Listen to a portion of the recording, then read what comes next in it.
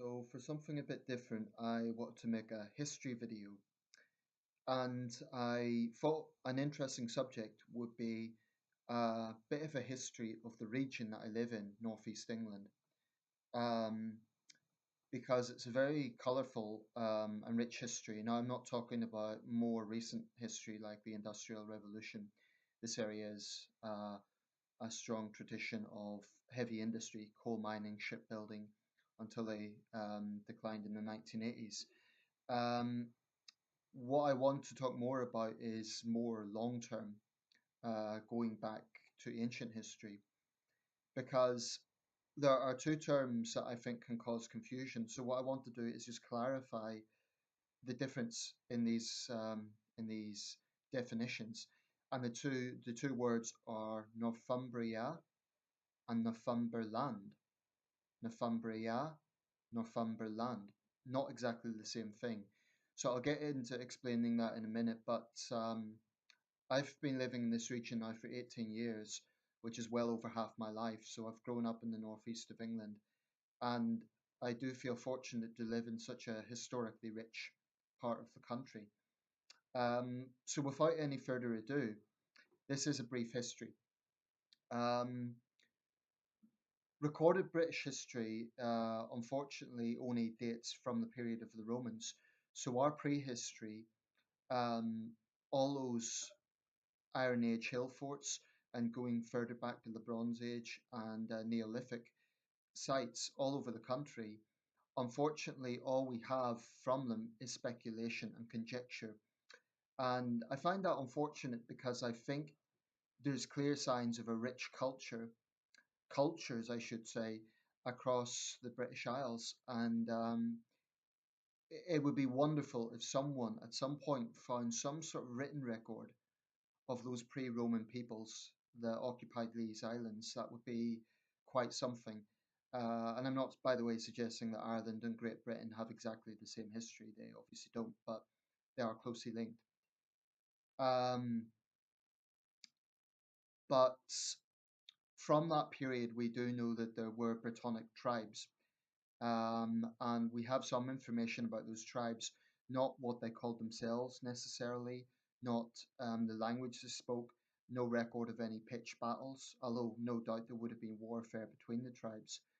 In fact, the earliest recorded battle on British soil was probably during the Caesarian invasions in 55 and 54 BC, because of course the Romans recorded that. But historians and cartographers from the ancient world had long recorded Britain as being rich in tin and as being something of a mysterious island, going back to Pliny in ancient Greece and then later Roman historians. So Britain was always interesting for, if you like, conquerors and civilizations from other parts of Europe. So out of the Iron Age, in Britain, the Iron Age is roughly dated from 700 BC to about 100 AD, although those are not exact, that's very approximate. Um, and in the region of northeast England and southeast Scotland, the two tribes that were dominant were the Votadini and the Brigantes. Now, like I say, we don't know what they called themselves. These are probably from Roman sources. Um, and the Romans probably took that from secondary information that they'd heard from their interactions with the Brittonic tribes. Um, but the Votadini and the Brigantes, so the Votadini occupied what is now the Lothian region of Scotland and the Scottish lowlands. The Brigantes basically stretch from present day Northumberland down to about North Yorkshire. Then south of that were the Parisi tribe. And yes, Parisi is connected to the foundation of the city of Paris. Um, so unfortunately, we don't know very much about them, but we know they were the tribes that were active in this area. There were tribes all over Britain during the Boudiccan rebellion. She was Iceni, and she led the Iceni tribe of East Anglia. Um, So there were dozens of tribes scattered all over what is now the United Kingdom. And we know that the extent of the Roman world was at Antonine Wall in Scotland, and it was abandoned before Hadrian's Wall. Scotland really was the extreme northern boundary of the Roman world, and they feared the tribes, particularly north of the wall. We know them today as Picts, but again, we don't know what they called themselves. Um, and it should be emphasized at this point, this is long before any concept of a kingdom of Scotland or a kingdom of England. Was a Scotia people, but the kingdom of Scotland and the kingdom of England were both unified in approximately between the ninth and 10th centuries. So the Votodini and the Brigantes were the two tribes that occupied this area. Later on in the Iron Age, and there's no exact foundation dates, there were sub-kingdoms developed: Bernicia, Deira, Gododin, and Reged. Now these sub-kingdoms lasted throughout sort of sub-Roman Britain, and they collapsed roughly in what we now know as the Dark Ages, which is a controversial term and most historians don't use it. But they collapsed around the 7th century. Bernicia was the particular kingdom of the territory that I now live in. Deira was a bit further south. Gododin, I believe, was a bit to the north. And Reged is pretty much present day Cumbria and part of Dumfries and Galloway. In fact, the word Reged, I believe, is used in a museum in Cumbria, the World of Reged. I haven't been there, but I believe the name is used for that purpose. So Bernicia, Deira, Gododin, and Reged were the four sub-kingdoms um, of the area I'm discussing. Now, the Kingdom of Northumbria covered a very large area, proportionally speaking. It covered basically the whole area from what is present day Edinburgh and the Lothian region of Scotland, the whole way down to Leeds and West Yorkshire. So this was a very big area, and I believe it may have been the largest of the Heptarchy kingdoms in terms of area. Could be wrong about that, but it's certainly one of the larger ones. So what do I mean by the Heptarchy? Well, it's not an exact terminology, but basically it refers to seven Anglo-Saxon or Germanic kingdoms that were established in Great Britain um, from about the collapse of Roman rule um, onwards. And those seven kingdoms were Northumbria, which I'll be discussing in more detail, Mercia, Wessex, Essex, Kent, Sussex, and have I said them all there? Northumbria, Mercia, Wessex, Sussex, Essex, Kent, and East Anglia. Those seven kingdoms. Now you'll notice some of those are very familiar. Essex, Kent, and Sussex, now subdivided into East and West Sussex, are modern counties, but they have very, very old origins because they were, in fact, ancient kingdoms. In their case, they were Jutish, but basically these terms had um, an etymology going back to the Saxon peoples who came to Britain. The Saxons were best known, but there were other Germanic peoples, the Jutes, the Angles. Now Northumbria was an Angle kingdom. Um, East Anglia was the kingdom of the East Angles, which is present-day Norfolk, Suffolk, and Cambridgeshire. Essex is the kingdom of the East Saxons. Wessex, the kingdom of the West Saxons. Sussex, the kingdom of the South Saxons. And Mercia occupied the area which is now the English Midlands. Now, throughout the period known as the Dark Ages, that is from the collapse of Roman rule in around 410 to the Norman conquest in 1066, these seven kingdoms sort of vied for control, and there was frequent warfare between the kingdoms, frequent alliances, frequent warfare. But the Heptarchy is not a set in stone. The kingdoms themselves were subdivided into other kingdoms, and there was allegiances with some of the Welsh kingdoms like Gwynedd. Um, and so it's not an exact sort of thing. It's not like this kingdom was established exactly in this year and collapsed exactly in this year. Because so many written records are not available, a lot of it is conjecture. So Northumbria was one of these kingdoms, and it lasted from approximately, and again, the dates are often used from the beginning reign of a particular monarch or a particular battle. But in the case of Northumbria, the dates cited, on at least on Wikipedia, are 653 to 954. Now, 954 corresponds with the reign of King Ethelstan of England, and the exact unification of England as a single political entity is difficult to place, but most historians regard it as being between the reign of King Alfred, who saw himself as king of all the Anglo Saxons, and King Ethelstan. So, roughly speaking, between the mid ninth century to the mid 10th century. And if we were to have an exact date, um, sometimes it's cited to be the Battle of Brunanburh in 954. That is the unification of England.